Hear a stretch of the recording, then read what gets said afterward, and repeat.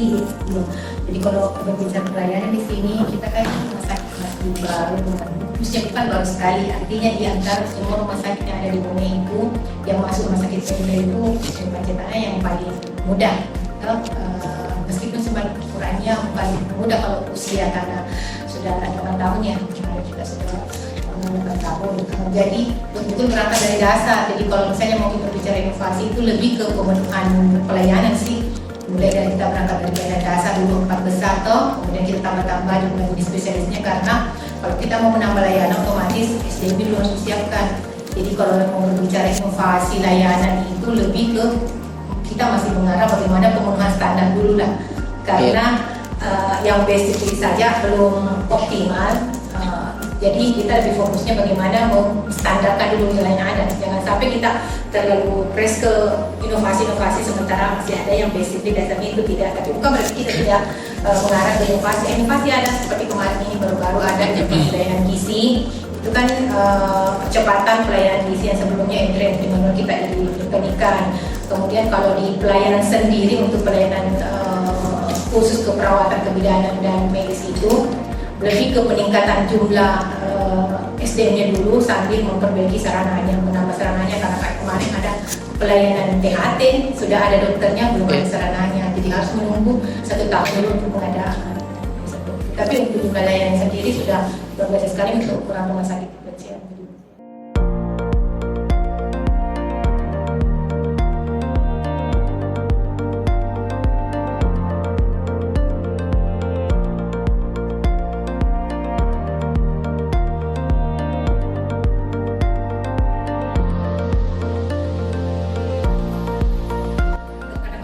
Itu luar biasa nih, usahanya kita memperbaiki sistem, tetapi kembali ke karakternya seperti mungkin di ini harmonis ya, empatinya. Nah, empati ini paling sering saya dapatkan seperti mungkin contohnya seperti ini. Pemahaman teman-teman terhadap nilai care ke pasien itu masih tidak sama. Saya contohin mungkin di perawat. Saya sering melihat bahwa pelayanan itu yang kita berikan ke pasien bukan hanya sekedar menjalankan rutinitas, mengukur tensinya, memberikan obatnya, terapi yang ini, tapi bagaimana rasa kedekatan ini ke pasien itu sama. Itu misalnya saya masuk waktunya ganti obat, kasih masuk obat atau masukkan obat yang kan kalau di rawat inap itu di obatnya lewat infus kan. Jadi waktunya dimasukkan obat. Terkadang pasien ada beberapa perawat itu yang pas masuk langsung saja, tidak ada kayak tidak ada bonding. Ya, tabe budi, waktunya saya masukkan lagu bata. Bagaimana kita rasa? Ini tidak ada, masih kurang seperti itu.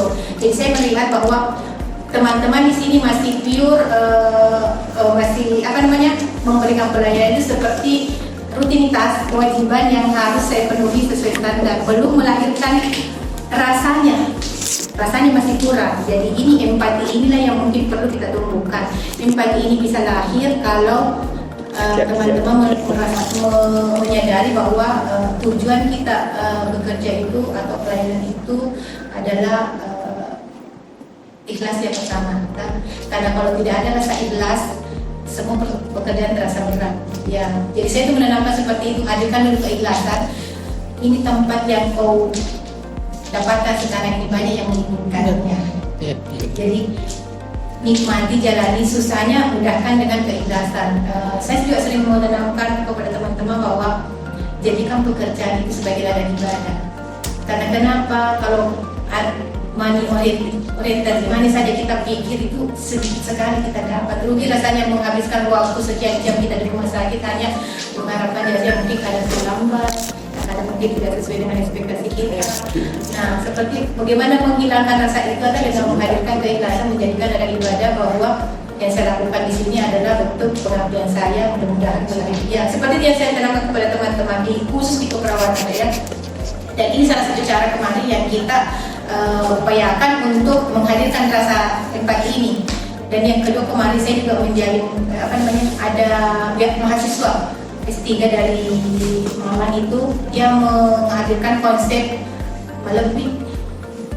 Melebih itu dia prinsipnya bahwa bagaimana budaya melebih ini dimasukkan dalam pelayanan. Atau dia combine gitu. Misalnya ini kan ada melebih ini ciri khasnya orang Bugis. Bagaimana kalau kita masukkan itu dalam implementasi pelayanan, tak masukkan dalam indikator yang harus kita penuhi pada kepentingan pelayanan.